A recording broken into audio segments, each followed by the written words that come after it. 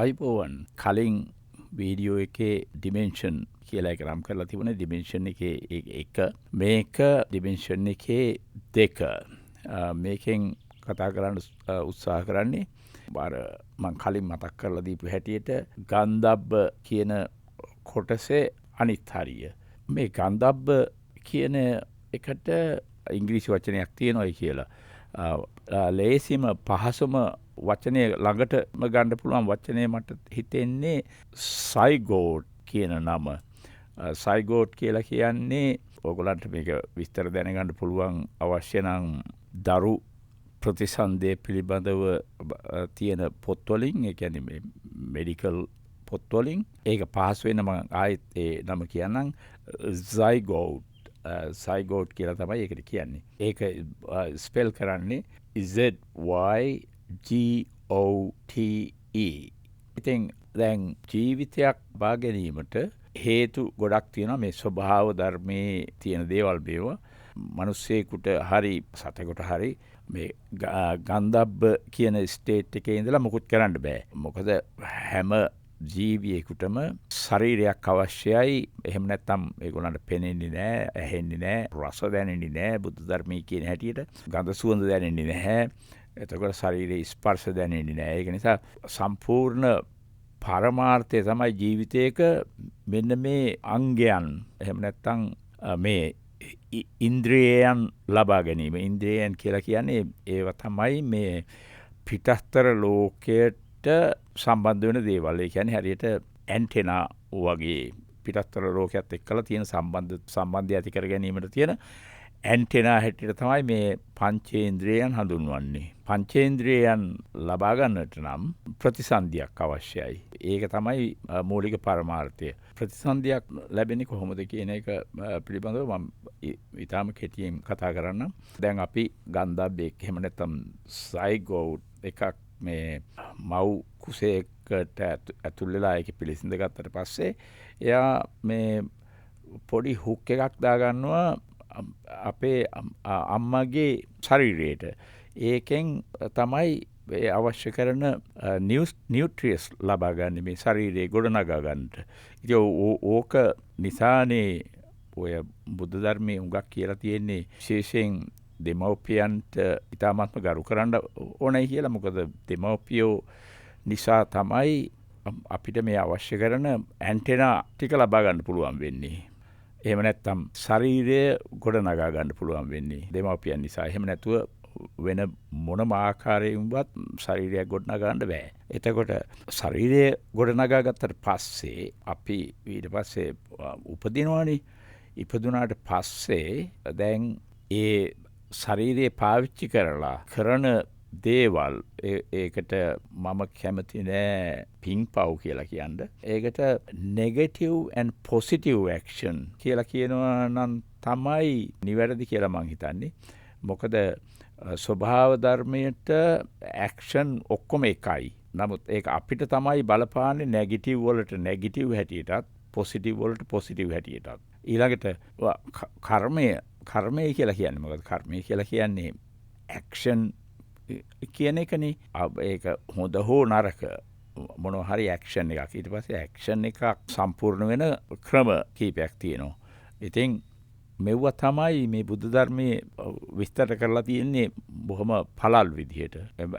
ඒක සෑහෙන සංකීර්ණ දෙයක්. ඉතින් ඇක්ෂන් එකක් සම්පූර්ණ වෙන්න අපි දැන් අපි කියමුකෝ සයිගෝට් එහෙම නැත්නම් ගන්ධබ්බ කියන ස්ටේට් එකේ ඉන්නකොට ඒකෙන් අපිට මොකක්වත් ඇක්ෂන් කරන්න බෑ. මොකද ඇක්ෂන් කරන්න අවශ්‍ය කරන උපකරණ නැහැ. එතකොට ශරීරයක් ලබා ගත්තට පස්සේ ශරීරය තමයි පාවිච්චි කරලා ඇක්ෂන් එකක් එහෙම නැත්නම් ක්‍රියාවක් කරන්න අවස්ථාව සැලසෙන්නේ. ඉතින් ඒ අවස්ථාව එහෙම නැත්නම් ඇක්ෂන් එකක් කරනකොට ඒක කරන්න මූලික වශයෙන්ම උදව් වෙන්නේ මනසින් ඒක හිතෙනවා. ඒ වුණාට ඒක මනසින් හිතුවයි කියලා ඇක්ෂන් එකක් වෙන්නේ නැහැ. ඇක්ෂන් එක වෙන්න නම් මේ ශරීරය පාවිච්චි කරලා මේක මේ පිටින් ගත්තු දෙයක් නේද? දෙමව්පියන්ට පින් සිද්ධ වෙන්න. එතකොට ඒ ශරීරය පාවිච්චි කරලා ඒක ක්‍රියාවක් හැටියට කළාට පස්සේ තමයි ඒක කර්මයක් හැටියට පවතින්නේ. උදාහරණයක් හැටියට දැන් අපි කියමුකෝ අපි කෙනෙක් බඩගින්නෙන් ඉන්නවා දකින්නවා දැක්කහම අපිට ඒ පිළිබඳව අනුකම්පාවක් ඇති වෙනවා. අනුකම්පාවක් ඇති වුණාට පස්සේ අපි හිතෙන් ඒක බෑග්‍රවුන්ඩ් එක එහෙම නැත්නම් පසුබිම සකස් කරගෙන ඊට පස්සේ අපි කෑම ටිකක් සකස් කරලා මේ ශරීරේ පාවිච්චි කරලා කෑම ටිකක් සකස් කරලා අර පුජ්‍යලයට දෙනවා. එතකොට එතනත් ශරීරය සම්බන්ධ වෙනවා. ඉතින් අන්න එතනදී දැන් මොඳ එක කර්මයක් සම්පූර්ණ වුණා. පොසිටිව් කර්මයක් ඒක. ඒ අතරේ අපි කියමුකෝ අපිට අදහසක් එනවා ඔන්න සතෙක් මරන්න ඕන කියලා. එතකොට ඒ මරණවා කියන සංකල්පයේ හිතේ ඇති වුණාට පස්සේ එතන කර්මයක් සිද්ධ වෙන්නේ නැහැ. ඊට පස්සේ අපි අවශ්‍ය කරන ආයුධ හොයාගෙන ඒ වෙනුවෙන් සකස් වෙලා ඊට පස්සේ අපේ ශරීරේ පාවිච්චි කරලා ඒ සතෙකුට හිංසාවක් කරනවා. හිංසාවක් කරාට පස්සේ යන්න එතන ඊට පස්සේ ආයෙත් කර්මයක් සම්පූර්ණ වෙනවා. ඒකට තමයි නෙගටිව් කියලා කියන්නේ. නෙගටිව් කර්මයක්. ඉතින් ස්වභාව ධර්මයට මේ නෙගටිව් පොසිටිව් කතාවක් නැහැ. ඒ කලේ මොකක්ද? ඒක අපේ හරියට අර අපි කියමුකෝ නූලක් වගේ එකක් මේ මනසත් එක්කලා සම්බන්ධ වෙලා තියෙනවා කියලා. ඕකේ එක ඇක්ෂන් එකට අපි කියමුකෝ පොඩි ගැටයක් වගේ එකක් ගහනවා. ඊට පස්සේ ඉතින් දැන් අපි කියමුකෝ අපි මැරෙනකම්ම කරපු දේවල් මේ වගේ ගැට හැටියට බැලුවහම පුංචි ගැට තියෙනවා 100ක්. ඊට පස්සේ ඒවා තමයි මේ මනසත් එක්කලා දිගටම යන්නේ. අපි දැන් කලින් වීඩියෝ එකේ මම විස්තර කරා අපි මේ ශරීරය හැදිලා තියෙන්නේ ආපෝ තේජෝ වායෝ පඨවි කියන එලමන්ට් කියලා. මම මේ එලමන්ට් කියන වචනේ මෙතන පාවිච්චි කරන්නේ මේකට සුදුසුම වචනය තමයි මට හිතෙන හැටියට ඉංග්‍රීසි වචනය හතර මහා භූතයෝ කියන වෙනුවට එලමන්ට් කියලා ඒ දෙකේ තේරුම මම හිතනවා ඔයගොල්ලන්ට තේරුම් ගන්න පුළුවන් වෙයි කියලා. ඉතින් මේ එලමන්ට් වලින් හැදිච්ච ශරීරය සදාකාලික පවතින්න බෑ. ඒක මොකද කොටස් ආපෝ තේජෝ වායෝ පඨවි කියන කොටස් 4 එකතු වෙලානේ හැදිලා තියෙන්නේ. ඊට පස්සේ ඒක తాවකාලිකව එකතු වීමක් විතරයි. ඉතින් ඒක නිසා ඒවා ආපහු කැඩිලා ඒ අවශ්‍ය මූලික එලමන්ට් වලට එකතු වෙන්න වෙනවා. ඉතින් එහෙම වෙනකොට තමයි ශරීරයක ක්‍රියා විරහිත භාවය ඇති වෙන්නේ. එතකොට එහෙම වුණත් මේ ශරීරයේ හදාගන්න කලින් අර අපි කියවනේ ගන්ධබ්බ කියන ස්ටේට් එක එහෙම නැත්නම් සයිගෝට් කියලා. එතකොට ආයෙත් පත් වෙනවා අර සයිගෝට් කියපු ස්ටේට් එකට. මොකද මේක මේ ආපෝ තේජෝ වායෝ පඨවි නිසා తాවකාලික වෙලා. නමුත් ගන්ධබ්බ කියන එක තාවකාලික නැහැ. ඒක සදාකාලික කියලා කිව්වත් කමක් නැහැ. මේකනේ බුද්ධ ධර්මයේ විස්තර කරන්නේ සංසාරය කියලා. සංසාරය කියලා කියන්නේ මේක දිගටම යනවා. ශරීරයන් වලට තියෙන කාලය අඩුයි. ඒ ස්ටේජ් වල හැටියට කියන්නේ අපි කියමුකෝ ආපෝ තේජෝ වායෝ පඨවි වලින් නම් හැදිලා තියෙන්නේ ඒ වගේ කාලය කොටයි වෙනත් එලමන්ට් වලින් හැදිච්ච ඒවනම් ඒවයි කාලය දිගයි. කාලය කියලා කියන්නේ මෙතන කාලය කියන්නේ අපේ ඔර්ලෝසුවෙන් දැනෙන කාලය නෙමෙයි. මොකද ඔර්ලෝසුවේ දැනෙන කාලය හැදිලා තියෙන්නේ මේ ඉරට සම්බන්ධවනේ. එහෙම නැත්නම් පෘථිවියේ මේක කැරකි ඉර වටේ යන ඒවා කොටස් වලට බෙදලා එහෙමනේ ඔර්ලෝසුව හැදිලා තියෙන්නේ. එතකොට මෙතන කාලය කියලා කියන්නේ පටන් ගැනීම සහ අවසන් වීම කියන අතරතුර තියෙන කොටස. ඉතින් ඒක එලමන්ට් වලට අනුව තමයි තීරණය වෙන්නේ කොච්චර කාලයක් ජීවත් වෙනවද කියලා. ඉතින් මනුස්ස ලෝකේ නම් මේක තාම කෙටි කාලයක්. කෙටි කාලයක් කියලා කියන්නේ උදාහරණයක් හැටියට අපි කියමුකෝ මේ පෘථිවිය ඒක වටේම කැරකි ඉර වටේ රවුමක් ගියාම අපි කියනවා අවුරුද්දයි කියලා. ඉතින් ඔය වගේ රවුම් 100ක් ඉතර තමයි අපේ ජීවිත කාලේ තියෙන්නේ. ඒ වුණත් වෙනත් ආපෝ තේජෝ වායෝ පඨවි කියන එලමන්ට් වලින් හැදිච්ච නැති අයගේ උදාහරණයක් හැටියට අපි කියමු අපාය කියලා. එහෙම නැත්නම් නිරේ. ඒ වගේ කාලය කියන එක මනින්න බෑ. ඒ තමන් කරලා තියෙන කර්මයේ හැටියට ඒක ගෙවෙන කල් එතන ජීවත් වෙන්න සිද්ධ වෙනවා. ඉතින් ස්වභාව ධර්මයට ඕක නිරය දිව්‍ය ලෝකය සත්ව ලෝකය යක්කු පෙරේතයෝ කියන ඒවා අදාළ නෑ. ඒ අවශ්‍ය ස්ථානවලට යොමු කිරීම විතරයි ස්වභාව ධර්මයේ කටයුතු වෙලා තියෙන්නේ. ඉතින් මම කලින් කිව්වනේ දැන් අපි කරන දේවල් නිකන් නූලක් වගේ ගැට ගැහිලා තියෙනවා කියලා පොඩි ගැට මේක දිගට. ඉතින් හැම එකක්ම ලෙහන්න ඕන. ලෙහුණට පස්සේ තමයි එතන ඉවර වෙන්නේ. කියන්නේ ලෙහෙනවා කියලා කියන්නේ ඒකේ කර්මයේ පළදීම. පළ දුන්නට පස්සේ ඒ ගැටයක් ලෙහිලා යනවා. ඊට පස්සේ හැබැයි එව්වා හොඳ වීම හරි නරක වීම හරි ඒක අදාළ නෑ. ඒකේ ඒ නූලේ යම්කිසි පිළිවෙලකට දේව තියෙන්නේ ඒ විදිහට තමයි ඒවා පළ දෙන්න සිද්ධ වෙන්නේ. ඉතින් හැම දෙයක්ම කර්මය නිසාම සිදුවෙන දේවල් නෙමෙයි. උදාහරණයක් මම කියන්නම්.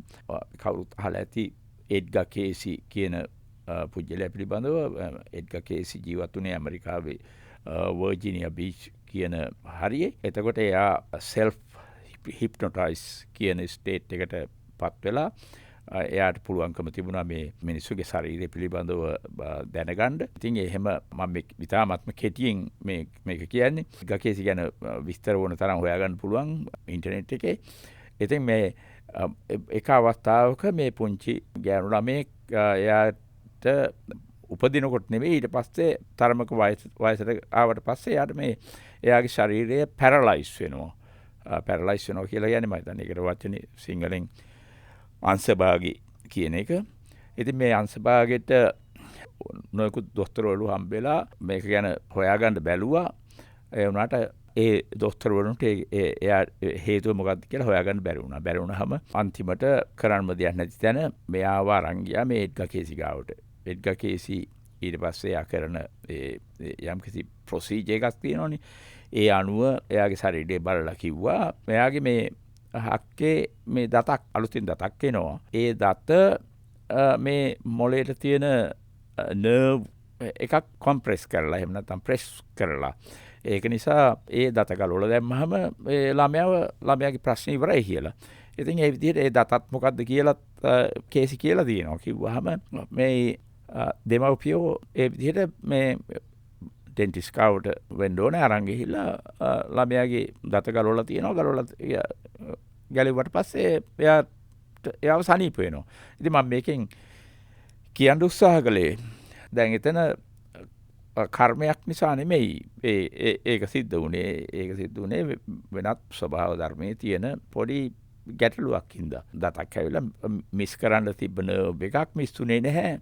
ඒක ප්‍රෙස් වෙලා ඒකෙන් ශරීරය අනික් හරියට බලපෑවා. ඉතින් මේක හොඳ උදාහරණයක් මේ ඔය කර්මය ගැන කතා කරද්දී අපිට එහෙම කවුරු හරි දැක්කොත් අපි හිතනවානේ මේක මේ එයාගේ පරණ කර්මයක් නිසා ඇතිවෙච්ච දෙයක් කියලා. ඉතින් මම කලින් කියපු විදිහට දැන් අපි කරන හැම ඇක්ෂන් එකක්ම හැම දෙයක්ම රෙකෝඩ් වෙනවා. ඒක රෙකෝඩ් වෙන තැන් දෙකක් තියෙනවා. ඒ දෙක පිළිබඳව මට කතා කරන්න එඩ්ගර් කේසි ගැන ආයෙත් කතා කරන්න සිද්ධ වෙනවා. නමුත් මම ඒක මේ වීඩියෝ එකෙන් කතා කරන්නේ නැහැ. මොකද වීඩියෝ එක ටික් වෙන නිසා. කොහොම හරි මේ එක තැනක් අපෙන් අපි තුලම තියෙන එකක් අනිත් එක අපෙන් පිටව තියෙන තැනක්. පිටස්තරව තියෙන තැනක්. ඒක නිසා අපි තුල තියෙන එක තමයි අර මං කලින් කිව්වා වගේ උදාහරණයක් හැටියට නූලක් වගේ එකක් තියෙනවා. ඒ නූලේ අපි කරන හැම ඇක්ෂන් එකක්ම මේ ශරීරය පාවිච්චි කරලා කරන හැම ඇක්ෂන් එකක්ම රෙකෝඩ් වෙනවා. එහෙම නැත්නම් පොඩි ගැටයක් වගේ ගහනවා. ඔය ගැටේ ලෙහෙලා දානකල් ඒ ගැටේ එතන තියෙනවා. ඉතින් ඒකයි මම මේ කියන්න අවශ්‍ය කළේ ඒ ගැට ප්‍රමාණය අපි කියමුකෝ ගැට 100ක් තියෙනවායි කියලා. ඒ 100න් අඩුම තරමේ 80ක්වත් හොඳ ඒ කියන්නේ පොසිටිව් ඇක්ෂන් නම් වලින් නම් හැදිලා තියෙන්නේ. ඒක නිසා ඒ අණුව අපිට පුළුවනි අර ගන්ධබ්බ ස්ටේට් එකේ ඉන්නකොට මම කලින් කිව්වනේ 10 ගාණක් ඉන්නවා එක්කෙනෙකුට විතරයි අවස්ථාව ලැබෙන්නේ කියලා. එතකොට ඒ අවස්ථාවේ පළවෙනිය වෙන්න පුළුවනි. එහෙම නැත්නම් හැබැයි ඒ අතර එතන හිටියොත් ඒ ගැට 100ම හොඳ ඒ කියන්නේ පොසිටිව් ගැට කියලා. එහෙම වුණොත් එයාට තමයි අවස්ථාව ලැබෙන්නේ. ඊළඟට ඉතින් අපිට ආයේ සමහරවිට දෙවෙනි අවස්ථාව වෙන්න පුළුවන්. එන්නේ ඒකයි මම කලින් ඒකේ විස්තර කරලා දුන්නේ මං කියන්න උත්සාහ කරන්නම් කියලා කොහොමද මේ ගන්ධබ් ස්ටේට් එකේ කම්පිටිෂන් එකෙන් අපි දිනන්නේ කොහොමද කියන එක ගැන. ඉතින් මේකේ තියෙන ඉතාමත්ම වැදගත් දේ තමයි මේ වගේ දේවල් පිළිබඳව කිසිම විදිහකින් වෙනත් කෙනෙකුට අවබෝධ කරගන්න පුළුවන්කමක් නැහැ. ඒක අවබෝධ කරගත හැකි එකම විදිහ ඥානය. එහෙම නැත්තම් විස්ඩම් එක. ඒකෙන් තමයි. ඉතින් ඒකනේ බුදුහාමුදුරුවෝ ওই තරම් වැදගත් වෙන්නේ. මොකද බුදුහාමුදුරුවෝ ඔය සේරම අවබෝධ කරගත්තනේ. අවබෝධ කරලානේ අපිට මේ කියලා දුන්නේ මේ මෙහෙම සංසාරයක් කියලා එකක් තියෙනවායි කියලා. සංසාරය කියලා කියන්නේ අපි අර මං කලින් කිව්වා වගේ මේ බොඩි එක එහෙම නැත්නම් ශරීරය පාවිච්චි කරලා කරන ඇක්ෂන් වලින් හදාගත්තු ගැට. එතකොට මං කලිනුත් කිව්වනේ මේ හැම දෙයක්ම රෙකෝඩ් වෙනවයි කියලා. එහෙමනම් රෙකෝඩ් වෙච්ච හැම දෙයක්ම ප්ලේබෑක් කරන්න ඕනේ. ප්ලේබෑක් කරනවා කියලා කියන්නේ ඒක නැවත වරක් මට ඒකට හරියටම සිංහල වචනය එන්නේ නැහැ. කොහොම නමුත් යම් කිසි දවසක මේ ඇක්ෂන් කොම නැති වුණොත් ප්ලේබෑක් කරන්න දෙයක් නැතුව යනවා. එතකොට තමයි කිසියම් ස්ටේට් එකකට එන්නේ අපිට තවදුරටත් මේක පවත්වාගෙන යන්න අවශ්‍ය කරන අමුද්‍රව්‍ය නැහැ කියන එක. ඒක තමයි සංසාරي කියලා කියන්නේ. ඉතින් ඔය ප්ලේබෑක් කිරීම ගැන කතා කරනකොට දැන් අපිට අවශ්‍ය නම් අවුරුදු 20කට 30කට කලින් වෙච්ච ඉන්සිඩන්ට් එකක්. ඕනනම් ආයෙ රීකෝල් කරන්න පුළුවන්. එහෙම නැත්නම් මතක් කරගන්න පුළුවන්. ඉතින් ඒවා ඔක්කොම මේක ඇතුලේ සටහන් වෙලා තියෙනවා. ඒවා සටහන් වෙලා තියෙන්නේ මොලේම කියන්න බෑනේ. ඉතින් මේ විද්‍යාවට අනුව ඉතින් මම හිතන්නේ මම දන්නේ මනස කියන එකක් තියෙනවද කියන එක. නමුත් බුද්ධ ධර්මයට අනුව ඒක තමයි මනස. ඒක නිසා තමයි මේ සංසාරය කියන එක හැදිලා තියෙන්නේ. සංසාරය කියන එක හැදිලා තියෙන්නේ අපි කරන ඇක්ෂන් වල මේක රෙකෝඩ් වෙනවා. රෙකෝඩ් වෙන දේවල් ඊට පස්සේ ප්ලේබෑක් කරන්න වෙනවා. ඉතින් ඕක තමයි සංසාරය කියලා කියන්නේ. ඉතින් බුදුරජාණන් වහන්සේ මේකේ තියෙන සියලුම දේවල් විස්තර කරලා දීලා නැහැ. විස්තර කරලා දීලා තියෙන්නේ අපිට මෙන්න මෙහෙම ප්‍රශ්නයක් තියෙනවා. ඒ ප්‍රශ්නෙට පිළිතුර මේකයි කියන එක විතරයි. නමුත් සමහර දේවල් ත්‍රිපිටකයේ එහෙම කියාගෙන යනකොට සමහර දේවල් අපිට හොයාගන්න පුළුවන් වෙනවා මේ පොඩි සමහර දේවල් විග්‍රහ කරලා බැලුවාම. ඒක නිසා මම විශ්වාස කරනවා මේකේ මේ ගන්ධබ්බ ස්ටේට් එක ගැනත් ඊළඟට සංසාරය ගැනත් යම් කිසි අයිඩියා එකක් ලැබෙන්න ඇති කියලා. ඒක නිසා අපි උත්සාහ කරමු ඊළඟ වීඩියෝ එකෙන් තව ටිකක් මේ අපතර කරලා දෙන්න. මම කලින් කියපු හැටියට අර රෙකෝඩ් වෙනවා කියලා කිව්වනේ තැන් දෙකක එකක් අපි තුලම තව වෙනත් තැනකත් මේ විශ්වයේ වෙනත් තැනක මේක සටහන් වෙනවා. මේක මට විස්තර සහිතව කියලා කියන්න පුළුවනි. මේ කියන හුඟක් දේවල් අත්දැකීමෙන් සහ වෙනත් තොරතුරු මාර්ගයෙන් ලබාගත්තු විස්තර මෙව්වා. එහෙම නැතුව මම නිකම් මේ හිතලා මේ හදලා කියන විස්තර නෙමෙයි මෙව්වා. කොහොම නමුත් මම විශ්වාස කරනවා මේකෙන් යම්කිසි අයිඩියා එකක් ගන්න ඇති කියලා. ඒක නිසා මේකට අහුම්කම් දීම පිළිබඳව ඉතාමත්ම ස්තුතියි. ඔබට සුබ දවසක් කියලා ප්‍රාර්ථනා කරමින් මම මෙතනින් අතර වෙනවා.